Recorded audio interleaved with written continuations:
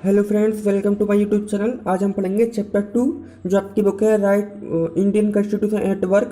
उसमें जो second chapter है आपका राइट्स इन इंडियन कॉन्स्टिट्यूशन, उसको पढ़ेंगे। और इंपॉर्टेंट चीज़ आपको बताना है कि ये लेक्चर यूपीएससी स्टेट पीसीएस 11 के लिए भी काफ़ी है।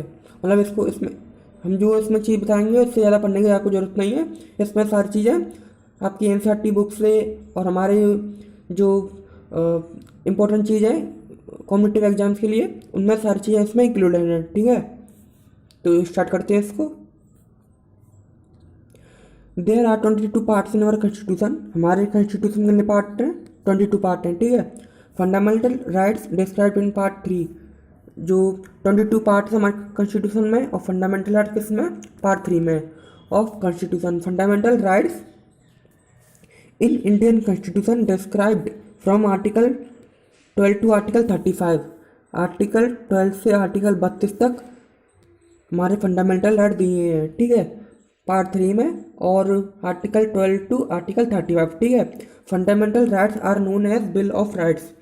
बिल ऑफ राइट्स कहा जाता है। ठीक है, हमारे जो इंडिया है उसमें फंडामेंटल राइट्स कहा जाता है, और यूएसए में बिल ऑफ राइट्स कहा जाता है।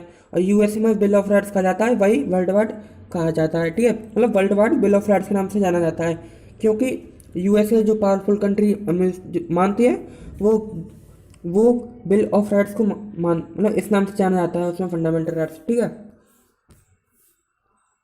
Fundamental rights were demanded from freedom of struggle. जो हमारे फंडामेंटल राइट्स हैं वो फ्रीडम ऑफ स्ट्रगल से ही डिमांड किए जा रहे हैं। ठीक है, हमारे जो आज़ादी की लड़ाई चल रही थी, उसी टाइम से फंडामेंटल राइट्स की डिमांड उठ रही थी, क्योंकि हम बहुत परेशान थे, बहुत ज़्यादा एक्सप्लोटेशन सहना पड़ रहा था हमें ब्रिटिशर से। ठीक है, तो Motilal Nehru committee has demanded bill of rights as far as back in 1928। 1928 में ही जो मोतीलाल नेहरू थे, फादर ऑफ जवाहरलाल नेहरू, उन्होंने डिमांड की थी बिल ऑफ राइट्स की, यानी फंडामेंटल राइट्स की। कब? 1928 में। Fundamental rights are so important that the constitution itself ensure that they are not violated by government.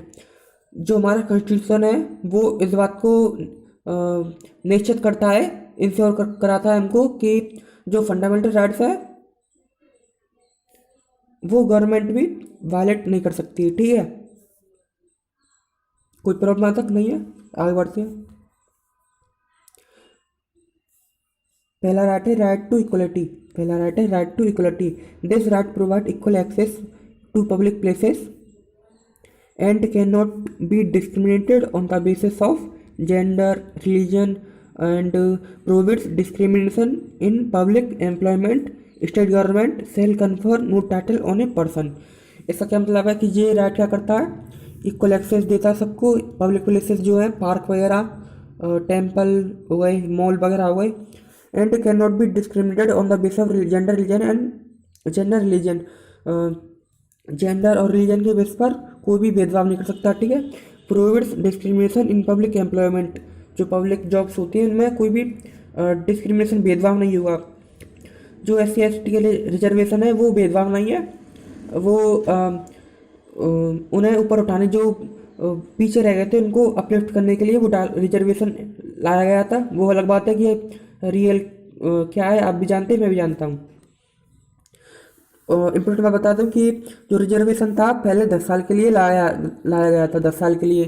और कॉन्स्टिट्यूशन में ये कहा गया है कि अगर अपलिफ्ट ना हो, थोड़ा और बढ़ाना चाहते हो तो बढ़ा सकते हो आप। ठीक है, शुरू में 10 साल के लिए रिजर्वेशन लाया गया था, लेकिन क्या हुआ कि जब से अब तक एक्सटेंड होता जा रहा है, 10 से 20 साल, 20 से 30 साल। ठीक है, क्योंकि कोई भी इसको हटाना चाहता, इसके ऊपर अलग डिबेट है, टाइम वेस्ट नहीं करेंगे इसके ऊपर। ठीक है, तो आगे बढ़ते हैं। वो अब मैं क्या करता है, state government shall confer no title on a person. जो स्टेट गवर्नमेंट है, यानी जो इंडिया की गवर्नमेंट है, सेंट्रल गवर्नमेंट, सेल, स्टेट मतलब क्या होता है? इंडिया ही होता है। स्टेट मतलब कंट्री की बात करिए, है स्टेट मतलब गवर्नमेंट होती है। ठीक है, वैसे स्टेट के मतलब बहुत मतलब होते हैं। स्टेट गवर्नमेंट यानी जो स्टेट लेवल पर होती है, और स्टेट गवर्नमेंट का मतलब भी क्या होता है? सेंट्रल गवर्नमेंट स्टेट से कहते हैं। स्टेट का मतलब क्या होता है? कंट्री। ठीक है, shall confer no title on a person, यानी कोई पर्सन है वो कोई भी टाइटल नहीं रखा होता अपने पास। जैसे पुराने राजा क्या हुआ करते थे कि अपने पास टाइटल रखते थे, जैसे महाराजा, महाराजा धीरजा, महाराजा पुरुषोत्तम, ऐसे बड़े बड़े नाम रखते थे अपने पास। तो अब ये बंद कर दिया है, ठीक है। राइट टू फ्रीडम, ये दूसरा राइट है, ठीक है। दूसरा राइट है right to freedom, broad right category from article 9 to article 22। ये राइट टू फ्रीडम है। अब आप समझ रहे होंगे, जो बच्चा पहली बार पढ़ रहा होगा वो समझ रहा होगा कि एक आर्टिकल पर राइट टू इक्वलिटी है, फिर दूसरे आर्टिकल में राइट टू फ्रीडम है, फिर दूसरी राइट क्या है, अगला राइट है राइट टू रिलीजन है। लेकिन नहीं, ऐसी बात नहीं है। राइट टू इक्वलिटी ये राइट्स हैं, बहुत ब्रॉड टॉपिक है, 3-4 आर्टिकल में एक राइट पूरा होता है, ठीक है। तो राइट टू फ्रीडम जो है ये ब्रॉड राइट है, category from article 19 to article 22। Article 19 से आर्टिकल 22 तक ये आर्टिकल है, ठीक है। राइट टू फ्रीडम का मतलब क्या होता है? Liberty means freedom of thought, expression and action, but it does not mean freedom to do anything. Freedom मतलब क्या होता है? कुछ भी सोचने का अधिकार, कुछ भी व्यक्त करने का अधिकार, कोई भी कुछ भी कर सकते हैं हम, लेकिन इस तरह ना करें कि वो दूसरों के राइट्स को वायलेट कर दे। तो यहीं पे लिखा हुआ है, it does not mean that freedom to do anything that one desire. Freedom is defined in such a manner, ये फ्रीडम की डेफिनेशन है। Freedom is defined in a such a manner that every person will enjoy his freedom without threatening freedom of other. ठीक है, समझ में आया? Right to freedom के अंदर ही ब्रॉड राइट कैटेगरी हम पढ़ लिया था ना 1922 तक। तो article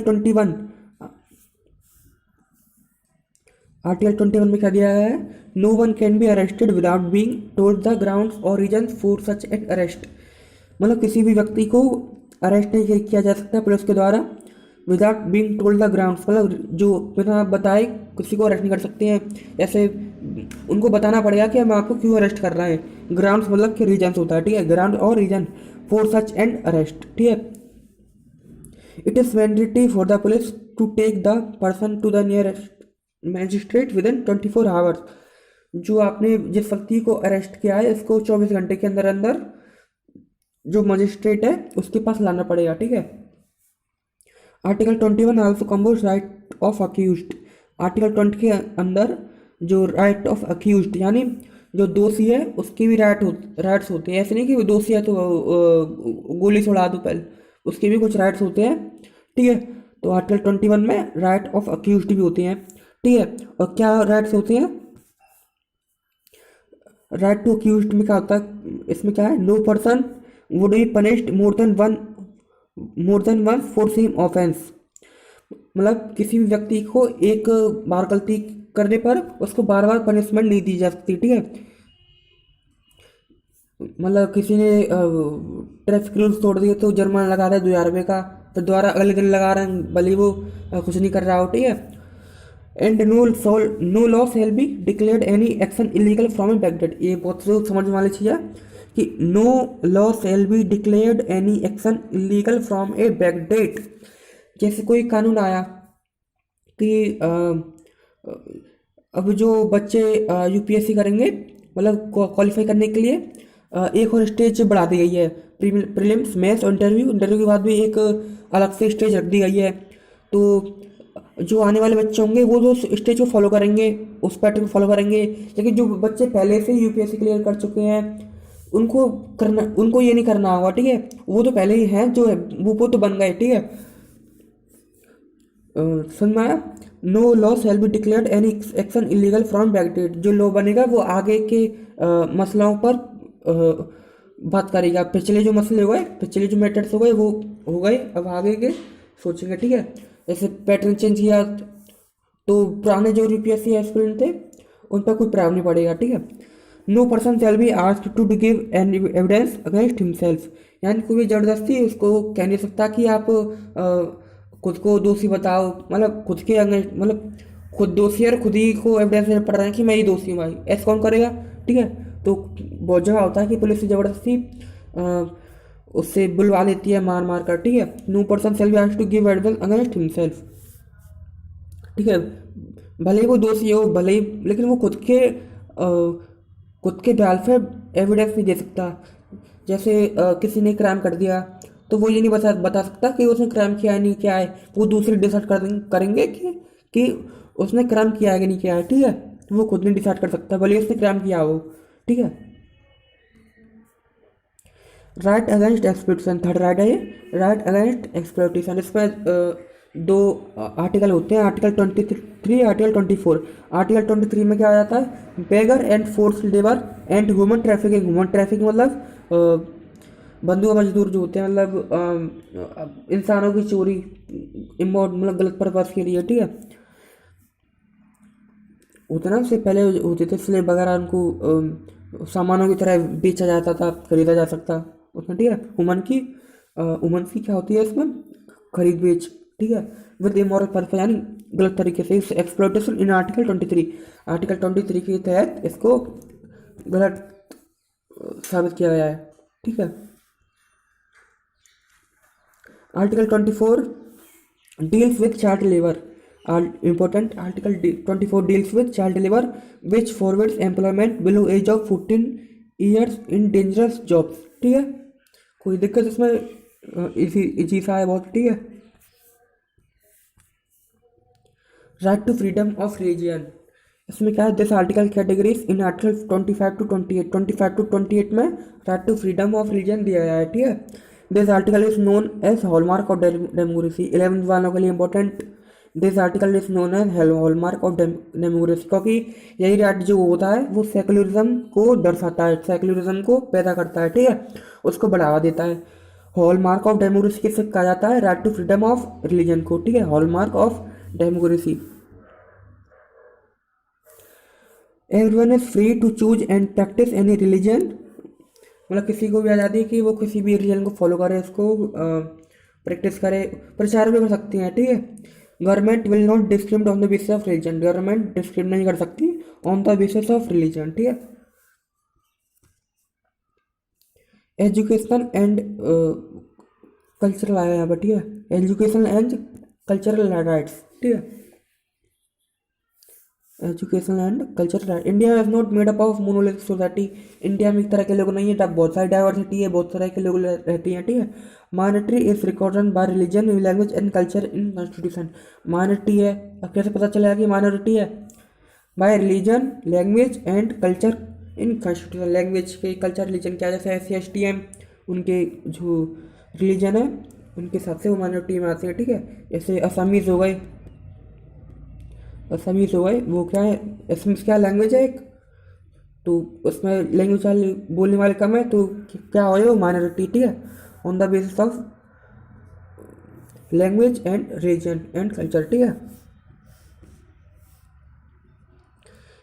right to constitution remedies, देखो ये बहुत ही इंपॉर्टेंट राइट है, क्योंकि अगर वो तो राइट दे दिए और उनका वायलेशन हुआ तो क्या करेंगे, बिना दांत वाला शेर हो गए हैं, बिना दांत वाला शेर हो गए इसके राइट के बिना। जब वायलेट, अब वो राइट दिए गए, क्या पता पड़ रहा है वो राइट से कोई वायलेट कर देगा, तो उस उन राइट्स को बचाने के लिए राइट्स ऐड किया गया, ठीक है। Enforcement and protection of fundamental rights, enforcement यानी किसी भी व्यक्ति के अगर फंडामेंटल राइट्स वायलेट हुए हैं तो वो सीधा सुप्रीम कोर्ट के पास जा सकता है, ठीक है, सीधे सुप्रीम कोर्ट के पास गुहार रख सकता है कि भाई जज भाई साहब हमारे राइट्स क्या हुए हैं, वायलेट हुए हैं, ठीक है, in case of violation of fundamental rights by एक मिनट, मतलब ये चीज राइट जरूरी था। Enforcement protection of fundamental rights in case of violation was also required, ठीक है, जरूरी था। Doctor Bhimrao Ambedkar, doctor Bhimrao Ambedkar was considered this as heart and soul of constitution. इस राइट को डॉक्टर भीमराव अम्बेडकर जी ने heart and soul of constitution बताया है, ठीक है।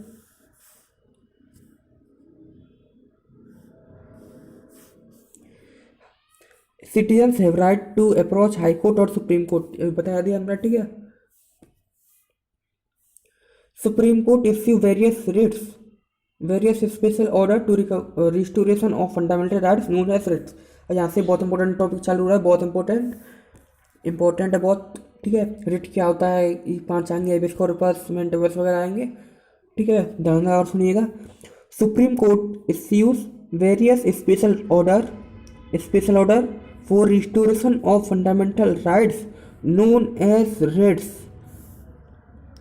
किसकी बात की गई यहाँ पे? रेट्स की। रेट्स क्या होते हैं? Special order. जैसे आपके फंडामेंटल राइट्स वायलेट हो गए तो आप सुप्रीम कोर्ट के पास जाएंगे तो सुप्रीम कोर्ट स्पेशल ऑर्डर देगा, और उन स्पेशल ऑर्डर को क्या कहा जाता है? रिट्स। और रिट्स क्या होता है? 5 प्रकार की रिट्स होती हैं, 5 टाइप की। प्रकार नहीं, मतलब 5 तरह की रिट्स होती हैं, ठीक है। उसमें पहली रिट्स होती है, अगर समझ में नहीं आ रहा होगा ये टॉपिक तो पहले इसको देखिए, आगे जाकर, मतलब इसको देखिए बस पहले, फिर अपने आप समझ में आता चला जाएगा, ठीक है। पहली रिट है इसमें हेबियस कॉर्पस। हेबियस कॉर्पस एक रिट है, ठीक है। Ordering for arrested person to be presented before the court. मतलब अगर किसी पुलिस वाले ने किसी आदमी को अरेस्ट कर लिया और उसको मजिस्ट्रेट के पास लाया नहीं जा रहा और बिना ट्रायल के बस जेल में ही रखा जा रहा है, और किसी ने देख लिया और किसी ने PIL फाइल कर दी, मतलब पढ़ेंगे PIL क्या होता है आगे पढ़ेंगे हम, ठीक है। PIL फाइल कर दी सुप्रीम कोर्ट में, उस जिस व्यक्ति को अरेस्ट किया गया है उसके बयान पर PIL फाइल कर दी, ठीक है। तो वो तो सुप्रीम कोर्ट ऑर्डर देगा कि जो जिस पर्सन को अरेस्ट किया गया है उसको कोर्ट में प्रेजेंट किया जाए, ठीक है। सुप्रीम कोर्ट रिट इश्यू करेगा, उस रिट का नाम क्या है? Habeas corpus. हेबियस कॉर्पस का मतलब क्या होता है? कब इस वाली रिट को, हेबियस कॉर्पस वाली रिट को कब इश्यू करते हैं? जब किसी पर्सन को अरेस्ट किया जाता है बिना दोषी, मतलब बिना ट्रायल के ऐसे रखा हुआ है जेल में, तो इस केस में हेबियस कॉर्पस वाली रिट इश्यू की जाती है, ठीक है। दूसरी रिट कौन सी है? दूसरी रिट है मैंडेमस। मैंडेमस वाली रिट क्या होती है? It is issued against particular office holder, यानी कोई government officer, if he is not doing legal duty and infringing right of individuals. यानी कोई गवर्नमेंट ऑफिसर है वो दूसरों के राइट वायलेट कर रहा है और अपनी जो ड्यूटी है अच्छी तरह नहीं निभा रहा है, घोटाला कर रहा है, ठीक है, भ्रष्टाचार कर रहा है, तो उसके लिए जो सुप्रीम कोर्ट है वो मैंडेमस वाली रिट इश्यू करता है। मैंडेमस वाले स्पेशल ऑर्डर देता है, रिट मतलब स्पेशल ऑर्डर, तो मैंडेमस वाली रिट इश्यू करता है, ठीक है। किस केस में? ऑफिस होल्डर वाले इस केस में, ठीक है। अगली रिट है क्वा वारंटो।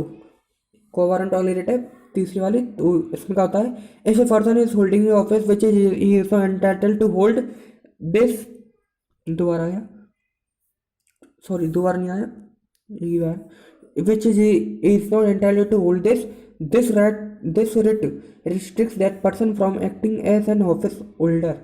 यानी कोई गवर्नमेंट ऑफिसर है और वो उसके लिए लायक नहीं है, मतलब वो फर्जी तरीके से उस ऑफिस में बैठा हुआ है, मतलब ऐसे बाबा होता है ना, पगड़ी बाबा होती है ऐसे ही। तो कोई IAS है, मतलब IAS की पोस्टर बैठा हुआ है, लेकिन वो IAS नहीं है, वो झूठा है, मतलब वो वैसे, तो उसके अगेंस्ट रिट को वारंट वाली रिट इश्यू की जाती है, ठीक है। और ये रिट ऐसे कारनामा को बिना मतलब जो IAS नहीं है वो IAS की पोस्ट पर ऐसे ही मतलब भ्रष्टाचार कर रहा हो बैठ के, किसी को पता ना चल रहा हो, तो इस कंडीशन में को वारंट वाली रिट इश्यू की जाती है, ठीक है। अगले रिट है 5 प्रोविशन। देखो ये दोनों रिट है, 4 और 5 वाली जो रिट है प्रोविशन और सर्टियोरारी दोनों सेम रिट लगेंगी, लेकिन सेम रिट नहीं है, अब समझेंगे इसको, ठीक है। प्रोविशन क्या होता है? इश्यूड बाय हायर कोर्ट और supreme court over lower court if lower court has considered A case beyond it's jurisdiction. ये वाली रिट है वो हायर कोर्ट और सुप्रीम कोर्ट के द्वारा इश्यू की जाती है।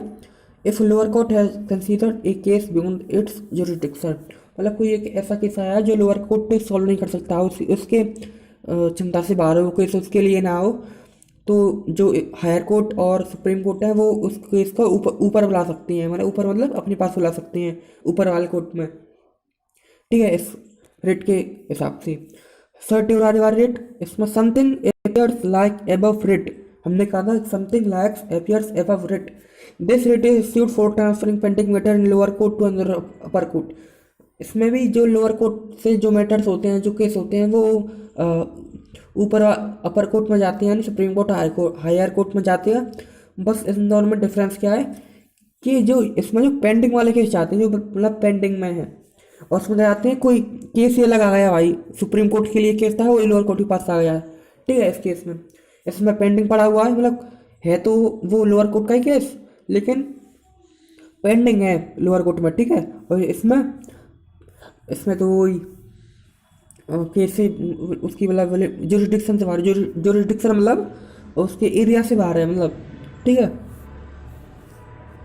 ये 5 राइट समझ में आई, प्रोविजन, सर्टियोरारी, मिंडमस, कोवारंटो और हेबियस कॉर्पस, ठीक है। अगर आप चाहते हैं कि मैं ये पीडीएफ आपको दूँ तो कमेंट में बता दीजिएगा, ठीक है। अगला टॉपिक है प्रिवेंटिव डिटेंशन। ये टॉपिक है, इसको अच्छी तरह समझिएगा, ठीक है। 11th वाले 5 मार्क्स में आ सकता है ये, ठीक है। Preventive detention, a person can be arrested simply out of an apprehension that is likely to engage in unlawful activity. मतलब कोई ऐसा व्यक्ति है जो पुलिस को लग रहा हो कि ये भाई इसमें कुछ चक्कर है, वो गलत आदमी है, ये मतलब लग रहा हो, शक हो, ठीक है। तो उस व्यक्ति को पहले मैं समझा देता हूँ, फिर बाद में पढ़ेंगे इसको। तो उस व्यक्ति को जो पुलिस वाले हैं, जो पुलिस है, उसको बिना बताए जेल में डाल सकती है, जेल में डाल सकते हैं। उसको कह सकते हैं कि आप घर में ही रहो, आप बाहर नहीं निकल सकता। लेकिन क्वारंटीन, कोरोना वायरस में क्वारंटीन हुए थे ना, उसी तरह, ठीक है। कोरोना वायरस का नाम ही मतलब, ठीक है। A person can be arrested simply out of an apprehension that is likely to engage in unlawful activity. Like किसी पर्सन पर शक जाता है कि अनलॉफुल एक्टिविटी में जुड़ा हुआ है, तो सिंपली आउट ऑफ एप्रीहेंशन मतलब बिना किसी कारण उसे बताए, मतलब उसको कारण नहीं बताएंगे कि हम तुमको क्यों अरेस्ट कर रहे हैं, बस उसको या तो जेल में डाल दो या उसको किसी जगह पर कैद रखो, मतलब बस वो बंद रहना चाहिए कि जगह, उसको मतलब बाहर नहीं आना चाहिए वो, ठीक है, सोसाइटी में, ठीक है। And impression for some time without following mentioned procedure, मतलब उसको बना होता है बिना ट्रायल चलाए, मतलब बस उसको बंद रख सकते हैं एक जगह, ठीक है। Maximum time for impression is 3 month, मतलब 3 मंथ तक रख सकते हैं बस उसको। Maximum time for impression jail में बस 3 महीने तक रख सकते हैं उसको, ऐसे बंद तरीके से, ठीक है। Then brought before an advisory board, और 3 मंथ कंप्लीट होने के बाद उसको एडवाइजरी बोर्ड के पास लाया जाता है, ठीक है, कि अब इसका क्या करना है, ठीक है। प्रिवेंटिव डिटेंशन लुक लाइक है इफेक्टिव टूल। जो प्रिवेंटिव डिटेंशन है ये बहुत ही इफेक्टिव टूल लगता है in hands of government to deal with anti social element, यानी जो समाज में बुरे लोग हैं, एंटी सोशल एलिमेंट बुरे लोग हैं, उनसे छुटकारा पाने के लिए, इसको समझने के लिए ये बहुत ही मददगार टूल साबित हो सकता है गवर्नमेंट के लिए। But miss use of this can be seen, miss use इसका बहुत दिखा गया है, ठीक है। बिना बताए आपको एक जगह बंद रख रहे हैं, बिना बताए, ठीक है, तो उसका गलत यूज भी आपको मतलब देखा जाता है, ठीक है। अब बस जो हमारे सिटीजन्स हैं वो अवेयर होने चाहिए इसके लिए, ठीक है।